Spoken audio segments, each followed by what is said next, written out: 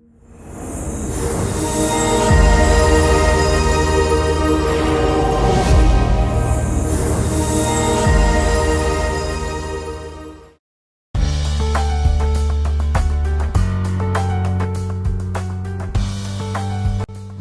ini aku mau ngajarin kalian tentang beberapa pengetahuan pada perekonomian Indonesia seputar tentang pendapatan nasional, pendapatan daerah, dan beberapa instrumen-instrumen yang ada di dalamnya. Yang pertama yang mau aku kasih tahu ke teman-teman adalah neraca nasional. Terdapat penerapan sistem akuntansi yang konsisten yang akan menggambarkan pertumbuhan perekonomian di dalamnya. Dan di samping aku sekarang udah ada beberapa contoh-contoh nama-nama neraca yang memang digunakan untuk penggambaran pertumbuhan perekonomian di Indonesia. Berikutnya, apakah kalian sudah pernah mendengar apa itu PDB? PDB adalah nama lainnya produk domestik bruto. Jadi, lewat PDB kita akan tahu seberapa besar pertumbuhan perekonomian dari berbagai sektor ekonomi yang ada di Indonesia. Dan ini biasanya dihitung menggunakan sektor jasa juga ya. Intinya di dalam PDB, segala sesuatu sektor yang berkaitan dengan produksi barang dan jasa akan terikut dan terhitung di dalamnya. PDB dikenal juga dengan namanya GDP, Gross Domestic Product. Gross Domestic Product atau PDB akan menghitung seluruh penghasilan masyarakat di dalam negeri maupun WNA yang ada di dalam negeri Indonesia. Yang berikutnya adalah GNP, Gross National Product. Ini juga sama perhitungan dari jumlah sektor perekonomian atau yang termasuk dalam produksi barang dan jasa. Namun kalau yang ini, walaupun orang Indonesia ada di luar negeri juga bisa termasuk hitungannya si JNP ya teman-teman. JNP dan juga GDP dihitung dalam masa 1 tahun tertentu.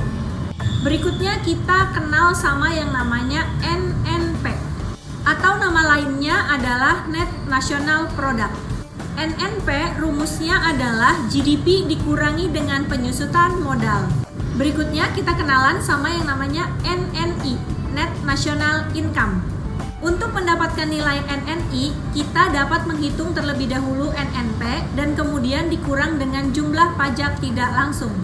Yang berikutnya adalah PI, yaitu Personal Income. Cara mendapatkan personal income dengan rumus NNI ditambah dengan transfer payment, kemudian dikurangi dengan iuran, laba, dan juga pajak sebagai rumus berikut. Dan istilah yang terakhir adalah DI, Disposable Income, yaitu income yang real yang akan siap digunakan untuk konsumsi maupun saving bagi seorang konsumen. Nah teman-teman, PDB atau JNP itu banyak macamnya. Saya akan berikan tautan website sebagai berikut. Jadi teman-teman tinggal bisa lihat aja ada beberapa sektor atau indikator yang dapat menghitung PDB atau JNP tersebut. Untuk mengatur perekonomian, pemerintah menggunakan beberapa instrumen, yaitu ada instrumen kebijakan fiskal dan juga instrumen kebijakan moneter. Kedua instrumen ini bekerja yang akan mengatur pertumbuhan perekonomian, di mana kalau fiskal itu dari segi penerimaan dan pengeluaran pemerintah atau menggunakan instrumen APBN, sementara kalau menggunakan kebijakan moneter itu menggunakan instrumen-instrumen yang ada di bank sentral atau di Indonesia kita sebutnya di Bank Indonesia ya. Jadi seperti kebijakan bunga atau nilai tukar atau suku bunga, tingkat diskonto rate dan lain-lain, itu termasuk yang kebijakan moneter. Dan yang untuk kebijakan fiskal kita menggunakan seperti penerimaan negara dari instrumen pajak, dari subsidi, bahkan hibah. Dan untuk pengeluarannya kita menggunakan belanja negara. Nah teman-teman udah tahu belum kalau misalkan di negara kita ini menerapkan yang namanya anggaran boleh defisit. Jadi jumlah pengeluaran itu boleh lebih besar daripada jumlah penerimaan. Namun ada syaratnya ya, perlu diingat syarat defisit anggaran pemerintah hanya boleh maksimal 3% dari total PDB. Untuk mencapai sasaran pertumbuhan perekonomian, pemerintah menggunakan instrumen kebijakan fiskal untuk memenuhi pendapatannya. Di mana tadi sudah saya sebutkan ada beberapa instrumen yang jadi bisa sumber pemasukan di negara Indonesia. Namun juga pemerintah harus memikirkan beberapa biaya-biaya pengeluaran. Jangan keasikan expanding, nanti ujung-ujungnya kita tidak mampu untuk menutupi defisit tersebut. Pada kebijakan fiskal, sumber pemasukan negara yang paling terbesar adalah pajak. So that's why kenapa masyarakat di Indonesia selalu digembar-gemborkan untuk rajin membayar pajak. Karena pajak merupakan salah satu penghasilan terbesar yang ada di Indonesia. Untuk instrumen moneter, pemerintah juga bekerja sama dengan pihak perbankan, baik itu bank sentral, bank umum, maupun bank milik swasta. Jadi pemerintah mengatur sebagaimana caranya inflasi itu tidak begitu tinggi, konsumen tidak begitu banyak konsumsi, bahkan nilai tukar dijaga sebagaimana mungkin nilainya tetap aman, tidak mudah terdepresiasi, sampai dengan pengaturan suku bunga agar mampu menarik investor untuk mau berinvestasi di Indonesia. Nah teman-teman, kalau misalkan jumlah uang itu beredar, jumlah uang beredar itu terlalu banyak maksud saya.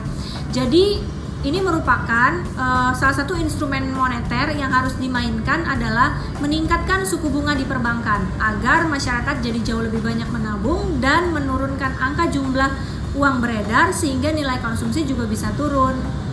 Atau untuk menjaga nilai tukar rupiah agar selalu stabil, setidaknya kalaupun meningkat tidak begitu tinggi, pemerintah selalu menggembar-gemborkan untuk mendukung program ekspor sehingga nilai-nilai barang ekspor yang ada di Indonesia menjadi tinggi atau mencintai produk dalam negeri dan bahkan mencoba untuk mengurangi nilai impor. Walaupun teman-teman juga harus tahu ya, ada beberapa komoditi khusus yang memang kita datangkan impor karena mungkin biayanya lebih murah, instrumen dari dalam negeri belum tersedia, dan ada beberapa banyak faktor lainnya. Teman-teman, mau negara semaju apapun, sekaya apapun, mereka akan selalu membutuhkan kegiatan ekspor dan impor. Karena apa? Karena melalui ekspor dan impor, negara kita bisa memiliki hubungan baik terhadap negara yang lainnya. Sekian dulu ya untuk video pembelajaran hari ini. Terima kasih sudah menonton. Jangan lupa komen, like, and subscribe. Sampai jumpa di video selanjutnya. Dadah!